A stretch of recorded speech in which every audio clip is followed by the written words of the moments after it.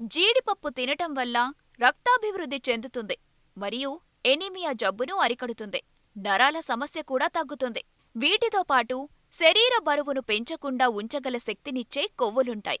ఇవి ఆరోగ్యానికి ఎలాంటి హాని చేయవు. జీడిపప్పు రోజూ తింటే కొలెస్ట్రాల్ తగ్గుతుంది. షుగర్, ఆస్తమా, కిడ్నీ, మోకాళ్ల నొప్పుల సమస్యలతో బాధపడేవారు జీడిపప్పును స్వీకరిస్తే ఎంతో మేలు కలుగుతుంది.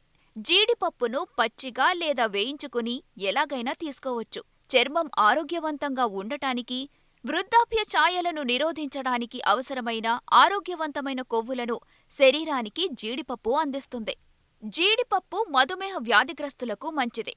జీడిపప్పులో ఇన్సులిన్ రెసిస్టెన్స్, గ్లూకోజ్ క్రమబద్ధీకరణతో ముడిపడి ఉందని ఒక అధ్యయనంలో తేలింది. జీడిపప్పు తీసుకునేవారిలో క్యాన్సర్ వచ్చే ముప్పు తక్కువగా ఉంటుందని పరిశోధనల్లో తేలింది. మెదడు పనితీరును మెరుగుపరచటంలో